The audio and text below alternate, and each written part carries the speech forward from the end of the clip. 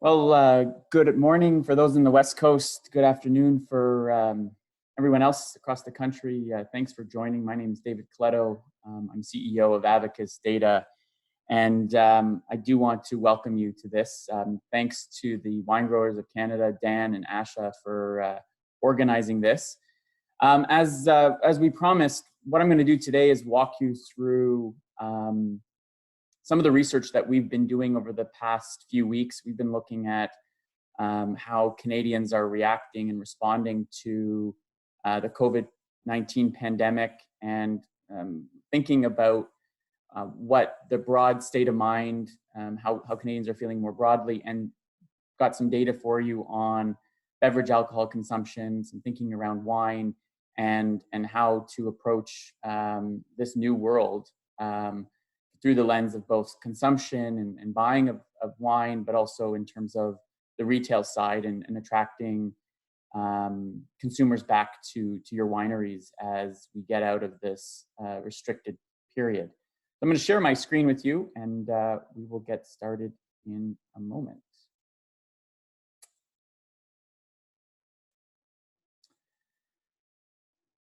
So I assume everyone can hear me, which I hope is the case. All right. Well, thanks again for coming. And so what I want to do today is we've been doing 4 surveys so far, where we've interviewed at least 2,000 Canadians on a range of issues. Some of those questions we've tracked right from the middle of March all the way to the most recent survey that we just wrapped up. So we've got some fresh data for you that I'm going to share. But I want to start with just some context in how to think about, I think, this crisis and how it's affecting consumers, and obviously how it's affecting all of your businesses. I do think we are now firmly into the second phase of the crisis. It all started, in mid-March, where governments across the country started to restrict what we could do, close down retail, close down a number of businesses. And as consumers, this was the moment where anxiety really ramped up, where we were unsure about our own health and safety, whether our health system could cope with what could be a big wave of infections and intense medical requirements. There was a lot of bulk buying, lineups at grocery stores and liquor stores to make sure that in case we had a full lockdown like we saw in Spain or Italy, that we were prepared in terms of our household good. I think we've now moved into phase 2, which is more about coping. It's about recognizing that at some point in the next few weeks, we will see some of these restrictions lifted. For those that had to and were able to work from home, by now we've gotten used to it. It's become much more routine. For those that were laid off or could no longer work, some of the government assistance programs have now gone into place. And so it's a little less anxiety driven and more about just waiting to see what happens, and a lot of the uncertainty that comes with it. But I think a really important phase of this will be what comes next, when governments, as we've already seen in Saskatchewan or Quebec and Ontario, for example, start outlining what reopening the economy might look like, and how consumers in particular, but also I think how employees are going to react to this new world, a world where this virus is still present, where we don't have a vaccine, where there doesn't appear to be a thorough and seamless testing regime that allows us to know whether someone has or doesn't have the virus, or has had it and is now immune to it. And so this new world that we're about to enter is something I don't think we've ever experienced before. And that's one in which the health concerns are still there. The desire to get back to work, the desire to do more of what we did prior is there, but how those two conflict and where people fall in terms of what they're comfortable doing is, I think, the key question. And at some point, we'll get to a new normal. I think that's still a ways out. That will require a vaccine. It will require us feeling particularly safe around this virus. But until that happens, I think phase 3 is going to become that really important and I think not quite long term, but a sizable period of time. Now, there's different theories out there about what this all means. You can read analysis that says everything is going to change. This is this, grand reset, and the life as we know it is gone, and it's going to be completely different going forward. Others have said, well, nothing's really going to change. People will revert back to what they were doing before. I'm of the view that I do think some things are going to change. Some things won't. Human instincts are still human instincts. Our interest in exploring new things and tasting new adventures and interacting with people at a physical and human level, I don't think goes away because of this pandemic. But on another level, I do think some things are going to change. A few of those are things we've already seen changing before COVID-19 came along. And in my mind, there's a number of factors, but three in particular to me seem to be accelerating as a result of this. One of those being that I think consumers, employees, just people generally, and how we interact with the world is becoming more digital first. So whether that's how we shop, whether that's how we get information, whether that's how we learn about organizations, how we make decisions, has been highly, before this, generationally divided. If you were under the age of 45, you were probably doing things quite differently than if you were over 45. But as the result of being contained at home and not having the ability to go out and interact in the ways that we usually do, I do think we're going to see a consumer that's much more digitally focused and perhaps approaching their behavior and their decisions through a digital first lens.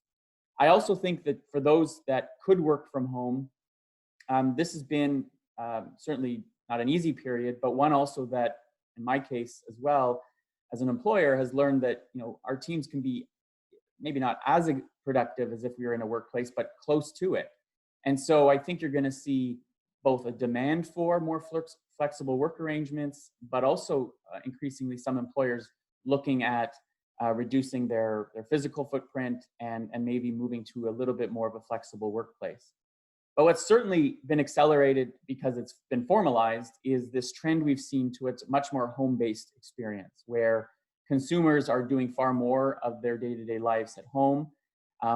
Again, the COVID-19 pandemic has really formalized that. We've hunkered down at home. We've learned how to, if we could, order groceries online. We've been using e-commerce more than often. We've been entertaining ourselves online and at home. And in my mind, because this has now gone on in some provinces for 7 weeks, habits generally form after 21 or slightly more days. And so there's a lot of things that we've been doing for the last 7 weeks that will sustain themselves and have replaced other behaviors and other preferences that we might have had before. And so to me, that's, if anything, going to be one of the real legacies of this pandemic going forward, is this acceleration of some of those trends that we've seen going forward. But to me, if I'm in your shoes, if I'm in, we work with clients in a number of different sectors, the two questions that I'm consistently asked, and I'm almost obsessed with trying to understand from a consumer perspective, is what will that new normal look like? You've heard this term, new normal. I'm sure it's going to be the Oxford Dictionary's word of the year for 2020. But understanding that new normal, both in that transition period that I talked about, but also in that next stage, once this is all dealt with, is important to think about. And two is, as you start to think about, and you're already probably well into this, you're planning for the next stage of this, what is the right bet to make? And I do think that market data, consumer research, public opinion polling can help give us some insight and allow you to make that better bet going forward.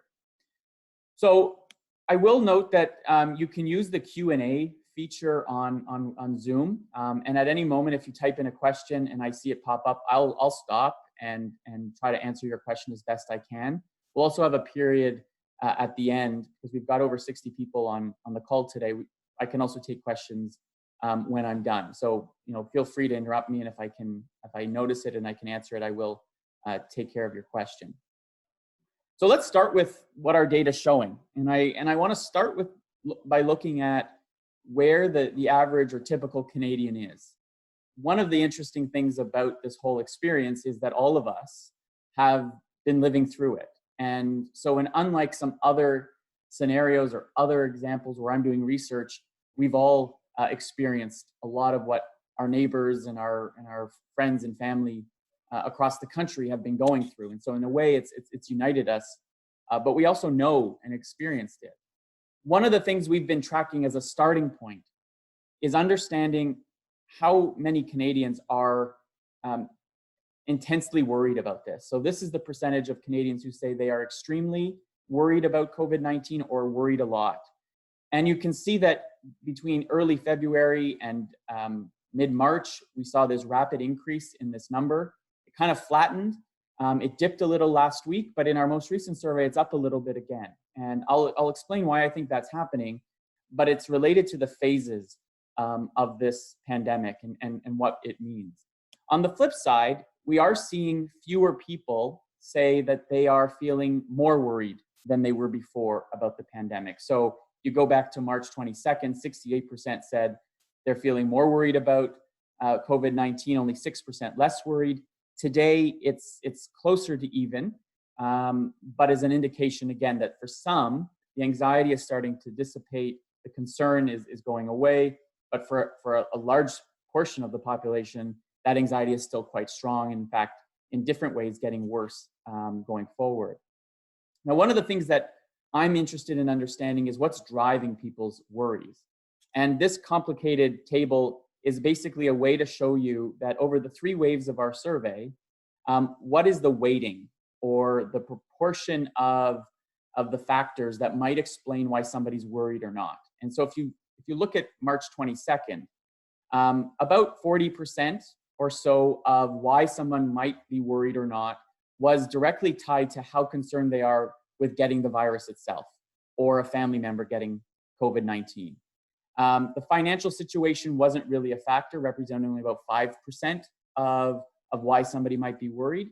But look at the 2 on the bottom. Having enough hospital beds, having not enough medical equipment represented about the same weight as worrying about getting the virus itself. But as we go ahead and we come to April 24th, you can see that the weightings for concerns about the health system have basically dissipated to a very low level.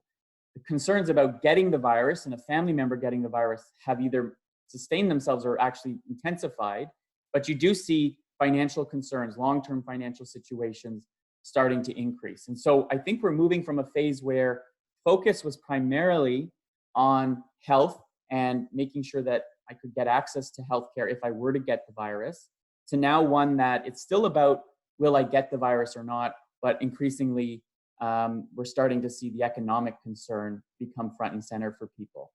And the point of all of this is that as you think about your consumers and those that might be coming to your winery or those that might be interacting with a retailer that sells your products, is that for many, whether or not I leave my house and go to the LCBO or to a wine store in Alberta or the BC liquor store in British Columbia, may be determined on my risk perception around whether or not I'm going to get the virus. Because in this period, and I think this is really important, you can open the economy all you want, but it doesn't mean people are going to show up. And making them feel comfortable, making them feel that they can come to your winery, that it's safe, that you're doing things maybe differently than you would normally do, is going to be really important. And I'll preface that and focus on that as we go through this. But this data right here, as complicated as it looks, is signaling to me that that's still a primary concern for people. Now, on top of feeling generally worried about this, we've also seen lots of reporting, and our data has continued to show that in a way, the scope and scale of the anxiety people are feeling is quite substantial. 65% of Canadians said in the past week they felt anxious about COVID-19. 43% were reporting feeling lonely. And you can see the age breakout. Younger Canadians in particular are reporting high levels of loneliness, partly because they're more likely to be living alone. But I also think it's a reflection of not being able to interact and connect with their friends, even though they've lived digital lives a lot.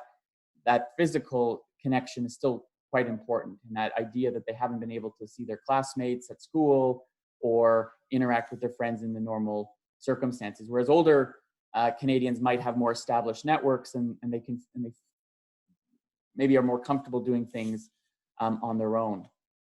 But as I mentioned, that fear of getting the virus remains quite high. And so when we ask Canadians, how likely is it, do you think that you or someone you know will contract the coronavirus, 56% across the country say it's at least likely that they will. Not a lot think it's very likely, but that number really hasn't changed. In fact, it's up slightly from last week, which is an indication that although we're flattening the curve in most provinces right now, and the number of infections seems to be going down in terms of the rate of growth day over day, there's still a sense that, well, we haven't, there's no cure, there's no vaccine, there's no treatment. And so although the situation seems to be stabilizing, that virus is still out there. And I'm not sure that other organizations, other individuals are doing their due diligence to protect me, so I need to protect myself. And that, I think, is for many people a big part of how they're thinking about this. One of the other things I think we all feel is that the end goal, the end time of this doesn't appear to be very clear. In fact, we've seen a steady increase in the percentage of Canadians who say that it's going to take 6 months or more before we get life back to more or less the way it was. And that's a reflection and I think an understanding that, you know, when we started this back in March, many Canadians thought this would be maybe a month, 2 months long at most. Now we're seeing far, far more who say that it's going to be a longer term episode. And there's still a lot of Canadians, maybe 18 to 20% who aren't sure, can't put a figure on how long this is going to go. And that's going to be, I think, a reflection of, again, the choices that they're going to make going forward.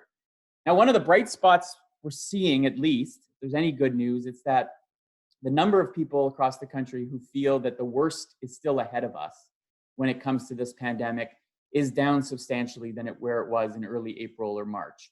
So we went from, you know, mid 60s saying the worst is ahead of us to now only about, you know, high 30s or low 40s. It's still a sizable number. So don't get me wrong, there's still a lot of anxiety out there, but the sense that, you know, we've reached the peak and maybe things are going to get better is increasingly the viewpoint. Few people still believe that the worst is behind us, but far more now feel, I'm not certain where we are in this, but I'm less certain that the worst is still to come. And I think that's an indication, again, of these shifting perceptions and this moving into this next phase. Now, obviously, you know, not only is the health impact of this pandemic broad and quite scary for many people, the financial impact is increasingly being understood. And, you know, as anyone watching the number of people who are applying for emergency benefits from the federal government, or seeing the stock market go up and down, or the jobless claims that are coming out both in Canada and the United States, those signals are pretty clear. But when we ask Canadians, and this is the most recent survey that we just finished, and we ask them, you know, to what extent has this had, you know, been an economic problem for you in your own household? And you can see about half of Canadians say that it's been either a significant or severe economic problem for them, whereas half say, well, it's more mild or it's not really a problem. And so we really do have two Canadas in this case. And those that work in retail or transportation or tourism or in any sector in which basically the government said you are closed are really feeling the economic effects of this. Whereas those that aren't, or like me, able to work from home, those who are retired, have not really felt it. And so there is really two different worlds. And in the short period, the government's aid has at least bridged these two groups. The big question for me in terms of a consumer impact is how long is the economic deterioration going to go on and how deep does it get? Because that's going to have big impact on consumption and discretionary spending that many households will have on things like a wine or trips or any kinds of excursion outside of the home. In a survey we did earlier in April, we asked people, you know, what best describes your current working scenario? And you can see that in a very short period of time, almost a quarter of Canadians moved from working at a location to working, or for those in school, learning remotely. But the 16% that I highlighted who said they've been laid off or furloughed represents, almost 4.6 million Canadians at the time of this. I think 6 million now have applied for emergency benefits. And you can see the scale of the working hours that have dropped. When we ask people typically how many hours a week do you work, on average it was 36. That's down to 6 when we ask them how many hours did you work last week. And these are very vulnerable individuals. Only 61% of them have $2,500 or less in savings. And so without this government support, without preventing in some provinces people from being evicted from their homes, this is a population that is quite vulnerable. They were already probably the most insecure and vulnerable working people in the country. They now are experiencing even more of it. And so when we ask people about, what else are you worried about related to finances, you can see that when we ask people, how worried are you about long-term financial concerns, that over the course of a few waves, that number has come down. It's back up to 50%. So this includes people who may not be immediately impacted by this, but are looking around and saying, there's got to be some impact to my ability to retire, my investments, my savings. And if you work in an industry that hasn't been directly impacted, the impacts might be felt down the road as those that you serve, your customers, may have less and less money to spend. And so I think that's a big part of it, and that affects far more people. But there's also a concern among a smaller but sizable group that their job will disappear. And that is going to have an impact, a freeze in a way, on some spending that people might be doing over the next few months. If you think that you may be laid off or furloughed, but hoping that that job will be there in a few months when your business or your employer opens up again, if you've got any doubt that that job is going to be there, then that's obviously, I think, going to have an effect on the choices you make and the spending that you prioritize. And so, once government benefits kind of phase out, and if the economic indicators don't move up, there could be a lasting effect on discretionary spending in many households across the country.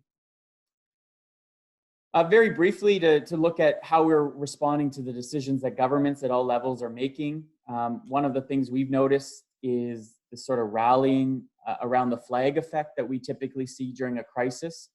When we ask people about the federal government performance when it comes to coronavirus, this is the percentage who say the government has done well or as well as can be expected. That number has increased to the point where now 87% of Canadians look at the federal government, I'm in Ottawa here, and say, they haven't done a poor job.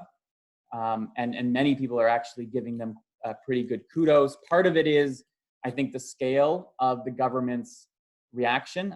Today, the Parliamentary Budget Office, I don't know if you saw, put out an estimate for what the budget deficit is estimated to be in this fiscal year. And they're projecting $250 billion deficit because the government itself has now already spent $150 billion in terms of emergency release. And then the impact on tax revenues are also going to be quite substantial. But from the public's perspective, there's very few who think the government hasn't done enough. And I'll show you some more data in a minute on this. But there is a reflection here that people are feeling vulnerable. They're recognizing the unprecedented nature of this crisis. And government becomes that place of last resort. And there's actually a number of people, 1 out of 5, who say the government hasn't done enough. So there is still more room for the good folks at Wine Growers of Canada, who are doing great advocacy on your behalf, to be speaking with stakeholders in Ottawa and provincial capitals about how they can support your sector and keeping it sustainable and strong to beyond this crisis. At the provincial level, where we have sizable sample size, you can see incredibly high numbers. In fact, higher than even the federal government across every province.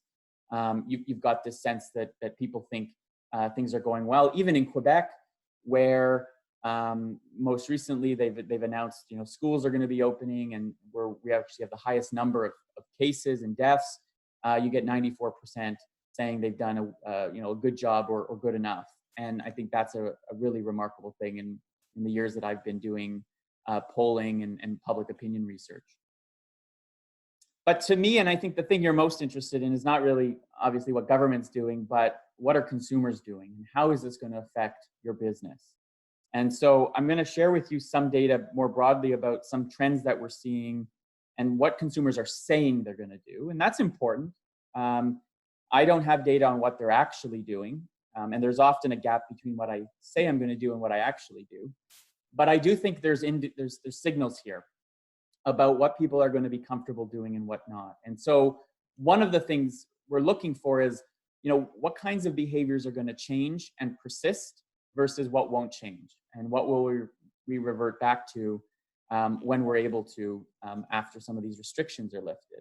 Now, not surprisingly, we're all stuck at home, and so the things that we would normally do, like driving a car, maybe going to the gym or getting exercise, interacting with people, large numbers of Canadians saying they're not doing those as much as they usually do. On the flip side, because we're sometimes bored and we need entertainment, we are spending way more time on our phone. We're spending more time watching videos. I think Netflix has saw millions of new subscribers as an example. And those that play video games, half of them are saying they're playing more than they usually do. So this is there's a moment here, at least in this very short period, that people are feeling bored, they're getting a little impatient, they'd like to be let free. Thinking about what you can do to engage and interact with your regular customers, but also potentially new customers, is something to be thinking about. Because while I want to, and I didn't say this on the front end, for those of you who know me, I'm a wine lover.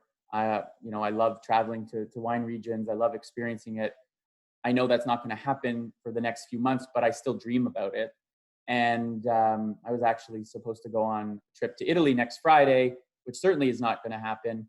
And so how do you replace that physical experience in the short term with a virtual one? And that's something to think about if you're able to do it going forward. And I know there's been virtual tastings and taking people around your facilities and doing it in a virtual way as a way to build affinity and connection with your wineries is something that you should and you could be doing.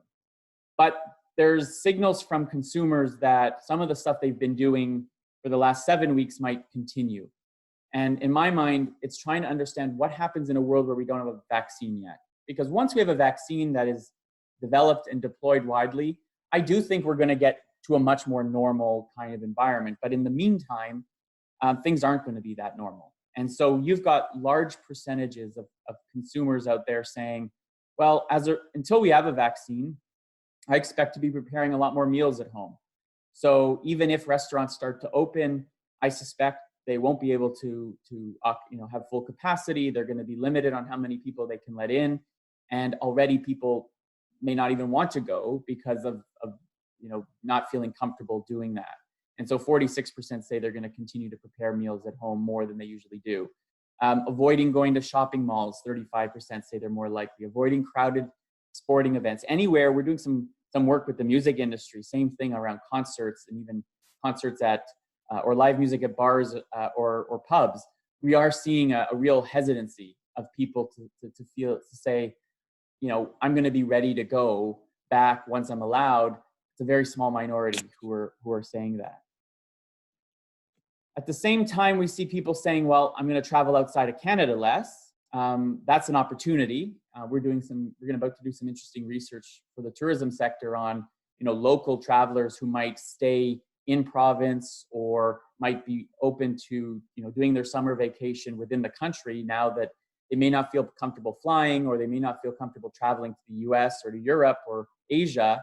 There is going to be an opportunity to engage Canadians far more in staying home and experiencing things, even within their own, within an hour drive of where they live. So, for those in Niagara, certainly a real opportunity to connect and increase the volume of traffic that comes from Toronto or southwestern Ontario.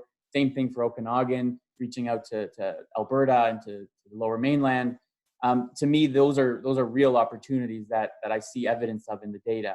But things like buying luxury goods, taking public transit, all of those things, we see sizable numbers of people saying, I'm not sure I'm going to be doing that as often, partly because I'm uncomfortable with it, partly because I may not need to, because if I'm not going to the office every day, if I'm not going to the workplace, then I'm not going to be taking public transit.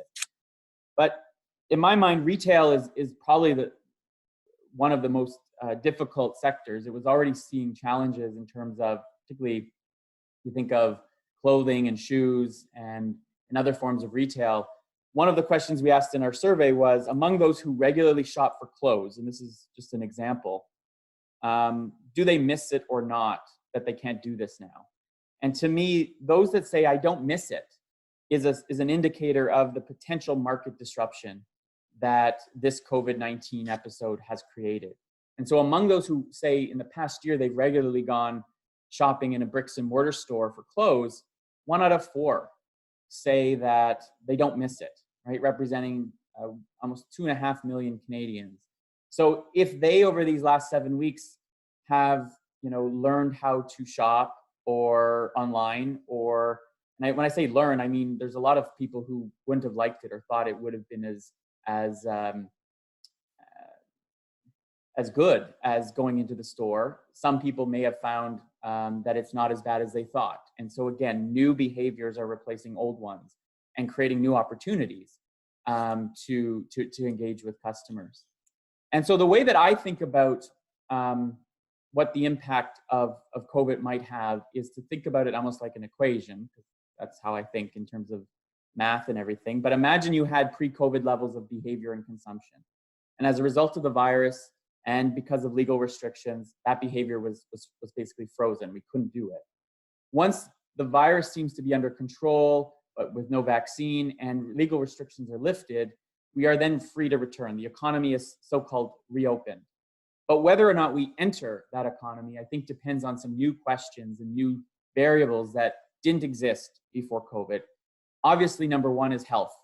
And if you are somebody who has loved ones that you're worried about, if you're my age, or if you're my father's age and 65, how comfortable is he going to feel going out to a winery if it's crowded with lots of people? Or even if it's not, and you have to limit the number of people who can come in and out of that winery, is he going to feel comfortable doing it? That's the big question. And so what is the expectation of what I'm willing to do? At the same time, there's going to be, I think, a renewed focus on reputation and trust, because I'm going to rely on you as a retailer to keep your facility safe, to keep the experience safe. Those that have a good reputation already are likely going to benefit, and those who can't keep their reputation solid might see it have a greater effect than even in the past. As I've already said, we're likely to see some new habits form, so there's going to be some replacement of behaviors, and you now have new competition in the marketplace. We've already seen some of that. I don't know if every province has done that, but I know in Ontario, right, restaurants can sell wine or cocktails or beer with some of the food from a takeout or delivery perspective. You've seen a little bit more e-commerce on the alcohol side. Some of the restrictions have been lifted, and some in our research, which I'll show you in a minute, have taken that up, but nowhere near the volume to replace those walk-in tastings into your wineries. And so thinking about how do you continue to evolve your business, I think will be important, because in the short term, you're not going to see that traffic return as long as that fear of infection remains high.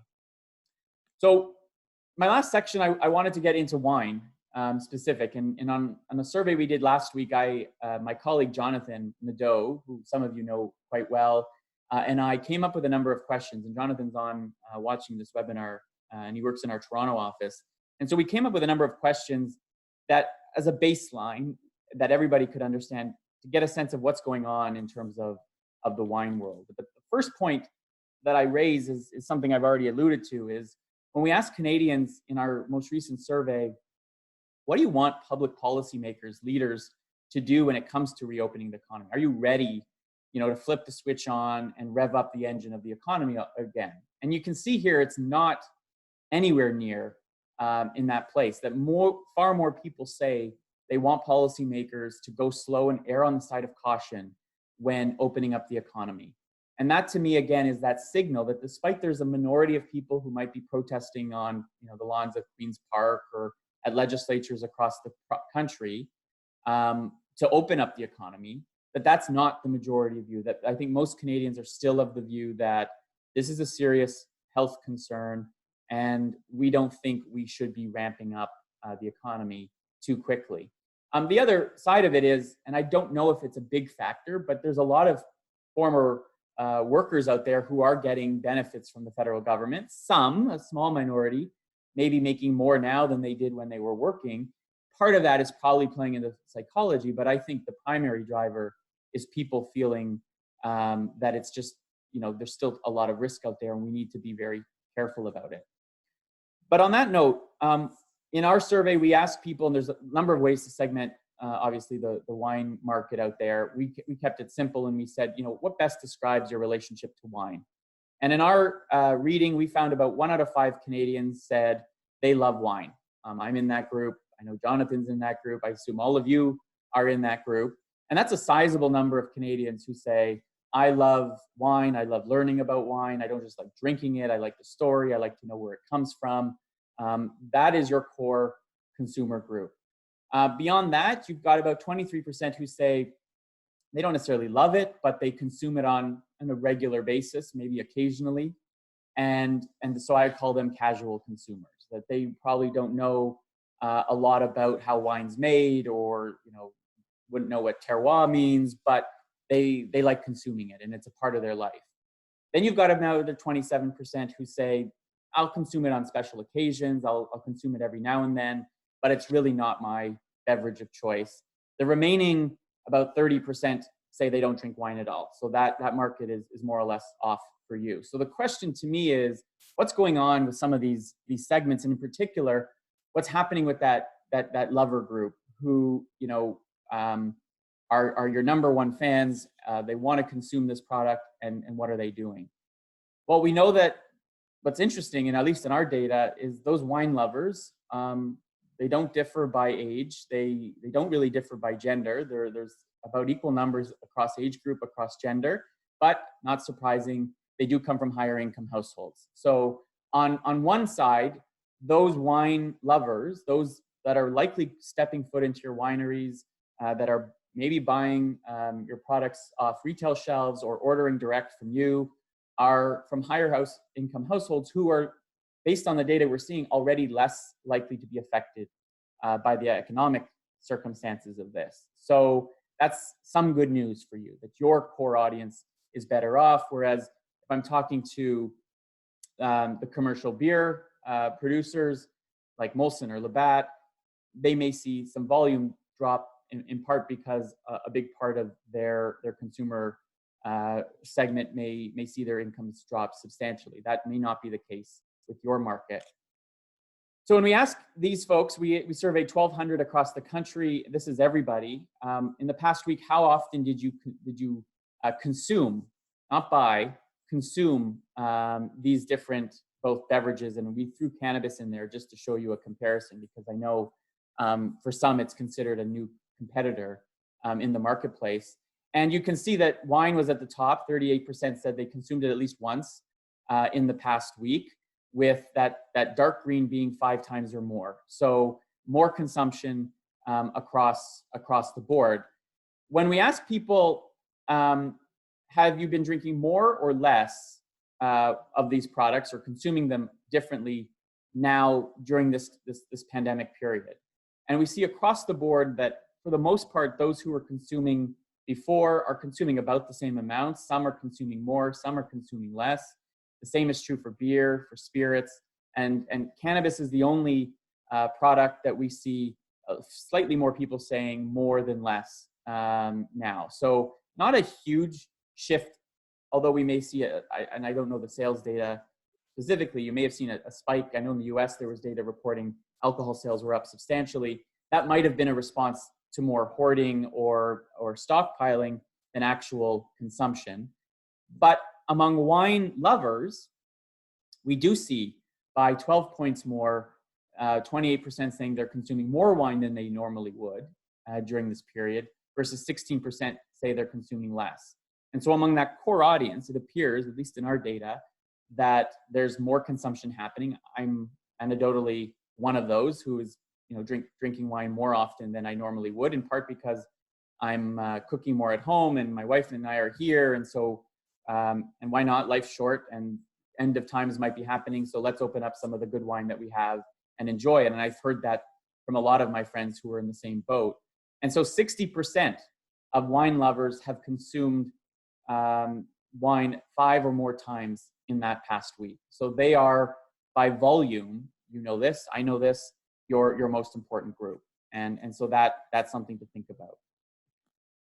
The next question I wanted to explore was, and we've seen some other data and some debate about supporting local and getting at how does Canadian wine in particular compare to wine produced in other parts of the world.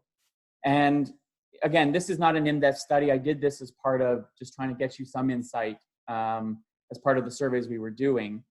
But what we do see is, you know, among all consumers, 62% agree that Canadian wines are as good as any wine produced elsewhere.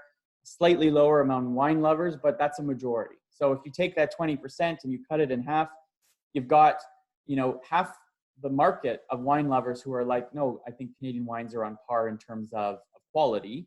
The same is slightly true when it comes to our Canadian wines good value compared to other wines. We've got half of all consumers and about half of wine lovers saying the same thing. So to me, these are like the foundations to building a relationship. There are going to still be some who question the quality. That's a long-term project that I know you're all working on to convince consumers that, you know, buying a bottle of Merlot from Okanagan is as good as buying that Merlot from Napa Valley, or getting that Riesling from Niagara as good as getting it from Germany. And that's a continuing thing you have to do. But one of the things I know you're all trying to figure out, and I think there is an opportunity, is how do you leverage the buy local, the buy Canadian? And when we get down to the next level and we ask people, do you agree or disagree that I will always try to buy locally produced Canadian wine?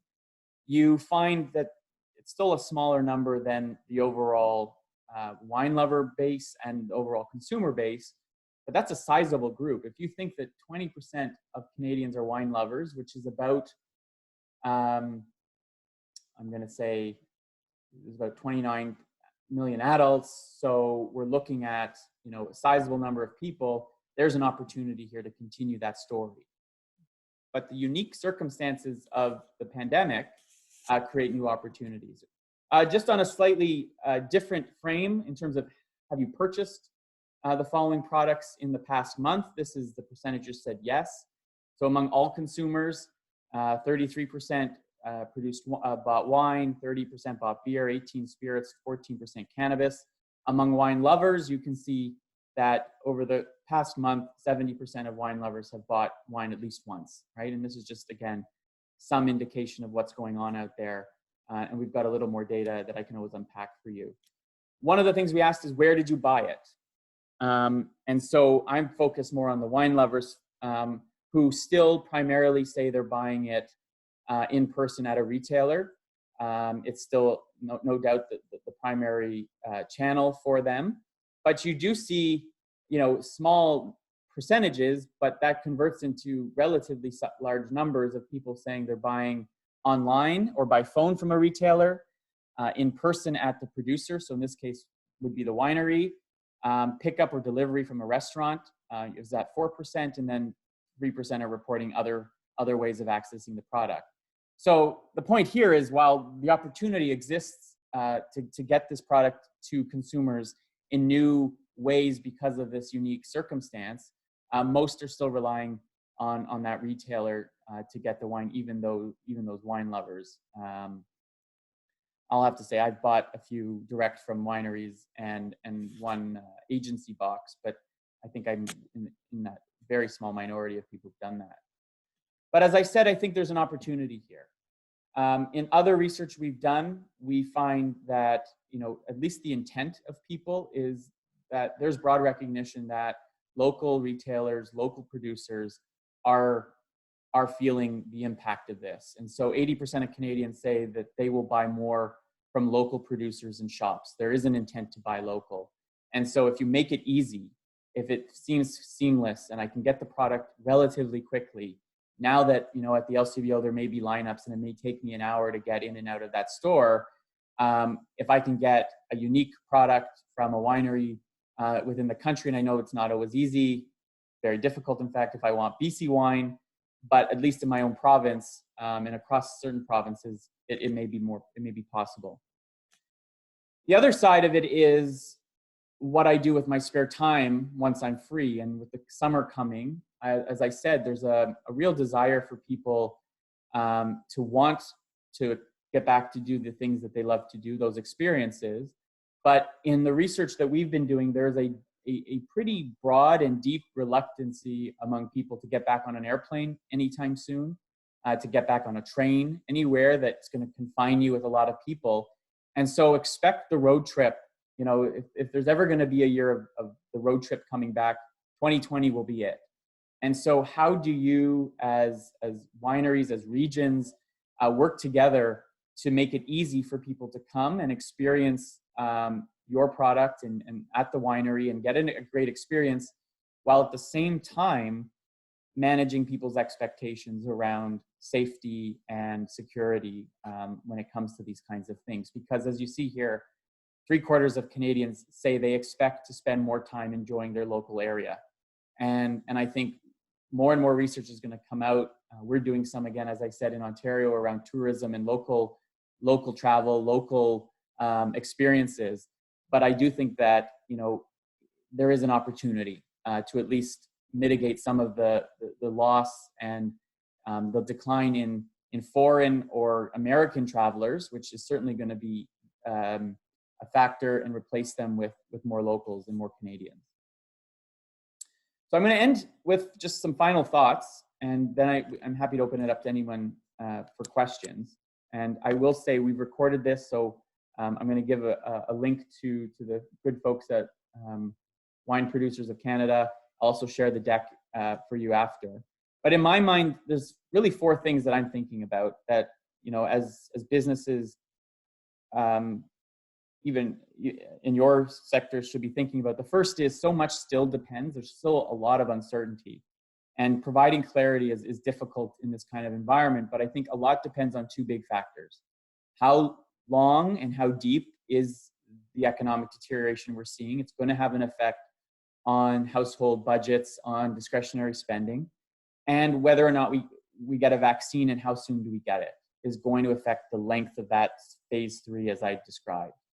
We are seeing that both household finances and new interests that have been created over these last 7 weeks may alter long-term behaviors. And we won't get a firm understanding of how deep and how broad those changes are, but I'm at least convinced that something is going to change. And so understanding how you fit into that and how you get your product as part of that experience. If we are cooking at home more, you know, particularly for those casual wine consumers who may not feel comfortable, you know, pairing wine with their food, this is that moment to get into these households and have a conversation about the role that wine can play and how to decide what wine to get.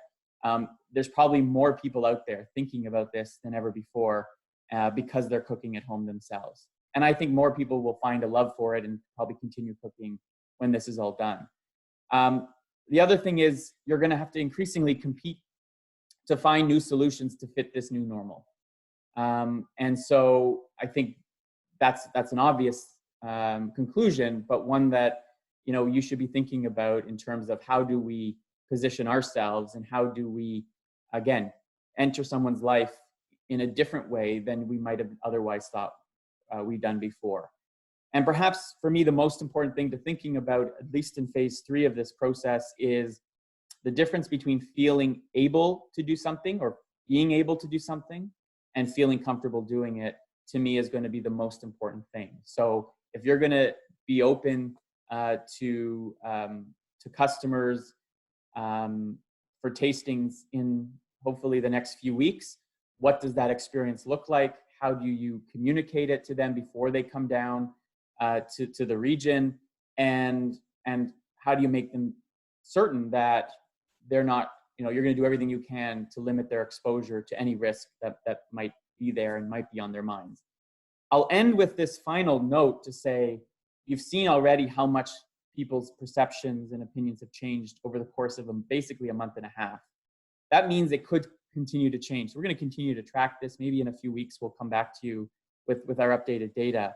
But I do think that, you know, a lot of Canadians out there are still watching, and they're waiting to get signals and cues from influencers and our political leaders and health officials about what is acceptable, what we should be doing. And I think you can all play a responsible role in encouraging, you know, people to get back out and get back to normal and do the things that they love to do, and maybe experience and fall in love with wine for the first time. And that to me is the optimism in all this darkness that I hope you can find. So I will stop there. A lot of data. There's still 64 of you on here, and I'll take any questions that you have. And I've got one. The question is, the wine category was generally flat prior to COVID. Do you think there's a chance that this pandemic will in the end bring people back to our category due to the long-term impacts of the pandemic? I'm not sure I can answer, but I'm a glass half full kind of guy. I'm also a glass half full kind of guy as well. It's hard to say whether this causes people to come back to wine or to find wine for the first time. But I do think, as I said, there's an opportunity to do it. And one of them is through food. I think, again, if more people are cooking from home, if you're cooking from home and you didn't do it that often, you're probably also trying to learn how to cook. You're learning, you know, looking for recipes, looking for demonstrations. Is there a way, for example, we've seen a spike I subscribe to Good Food, one of these home meal kit boxes. And I have noticed, and I just thought of it right now, that in that kit, there is no wine pairing that comes with the wine. And it's not like you can deliver the wine in that box with the food, but why not partner with a Good Food to suggest certain wines and how to get them, right? I don't know if that's even possible, but I do think that there's an opportunity to increase volume creatively and look for ways of getting people to think about wine maybe in a different way than they did before. So I don't know the answer, but I'm hopeful for you that this is a pivot point.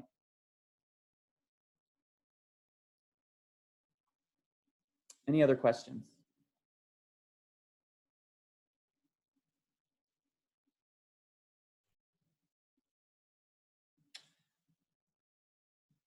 Seeing none. Well, I'm going to post my email on the chat box.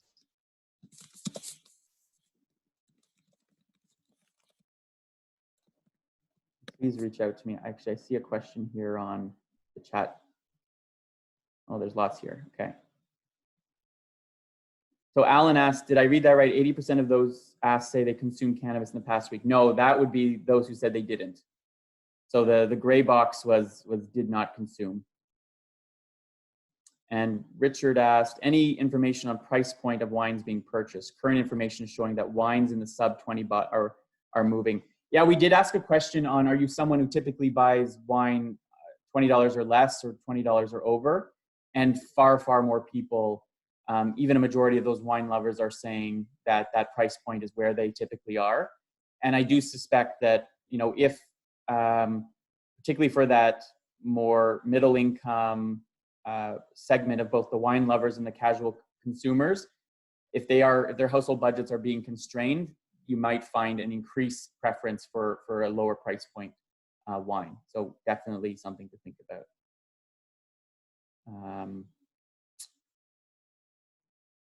So other questions. Given the amount of people that have concern with finances, do you think this will drive down average prices? And I think we just answered that, but I think it might. I think during times of economic decline, household budgets being squeezed, I think, you know, if people consider alcohol and wine in particular to be not an essential, for some like me it is essential, but for others it may not be, they may be looking to look for value as opposed to a luxury or something that they're splurging on, right? So I do think it's going to likely drive prices down.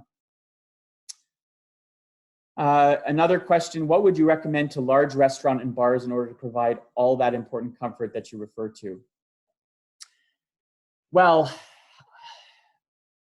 without being an expert in that business, I do think at the bare minimum, I do think you're first of all going to have restrictions on the capacity of your restaurant. So you're already going to be limited, and that's going to create, I think, the opportunity to create some distance between people. I do think that, having a policy in place that's clear to people, maybe on your website or before they come into your restaurant or your bar, on cleaning procedures, how often are tables, and having it happen all the time. So if I'm in there in a restaurant and I'm someone who's concerned about the cleanliness, I need to be able to see, your team cleaning tables on a regular basis with a spray and some kind of cleaning product that signals to me that you're upkeeping the cleanliness of the facility. I think that's going to be an important signal. Whether or not it actually makes a big difference is besides the point. It's about the perception of it. I think for larger restaurants, you have potentially, although you have big rent as well, the ability to separate people a little bit more. I still wonder, will the business model work? That's not my expertise, but I think having more space, having the perception that it's clean and that's consistently cleaned on a regular basis, and that your whole team is well trained and empathetic and understanding of my potential concern without going overboard. So you still have to make the experience comfortable. And that's the risk, I should say. If you go into a grocery store today, I'm someone personally who loves grocery shopping. I like to browse. I like to look at new products. I can't do that in a store today, right? It's very mechanical. It's very process oriented. You line up, you have space. You're afraid to get close to people. It does take something away from the experience. So you can't forget that the reason I'm going out often to eat, especially now that I've been eating at home far more regularly, is I still want that experience of, and I want to be delighted. So you've got to be able to balance continuing to delight that customer, but at the same time, dealing with those expectations that we have. Debbie asks, do you think that packaging will be important? I do, and I can only speak to another sector I'm working with. I'm working with the Produce Marketers Association a little bit, and we did some research with them that showed that people's reported risk perception of, for example, vegetables wrapped in plastic versus vegetables that are bulk and just left there was much lower for the plastic wrapped vegetable than the non-wrapped. And so that to me is a signal that consumers are likely thinking a little bit about packaging and the role that packaging can play in protecting the product. I will say that in some other research we've done around food security and transmission of the virus through the food system, there doesn't appear to be a lot of concern among consumers that the coronavirus will move through the food system. But that was a few weeks ago. Now we have stories of like meat processing plants being shut down because of outbreaks and things like that. I do think packaging can play a role in mitigating some of that. Again, every circumstance will be unique, but I do think that's something to think about. And then Ian asks, for you, what would make you feel safest visiting a tasting room?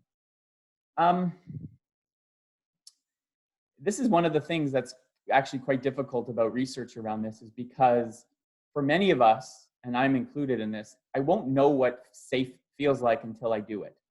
I will know what safe doesn't feel like. So I think you do have to, I would recommend that once you're able to start opening up and you start having customers come in, it is probably worthwhile for you to have conversations with them about how that experience felt from a safety perspective.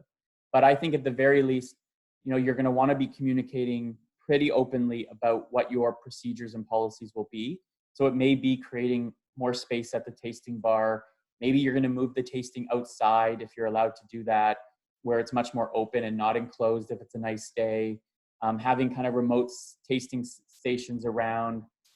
You may even want to start thinking about, which takes away the personal side of it, but like having an iPad on a table that someone presses a button and you walk them through, the wines that they're about to taste. Like some kind of, again, I'm just brainstorming here, but I'm trying to think of how do you create distance while at the same time having the volume that you need to sustain the business.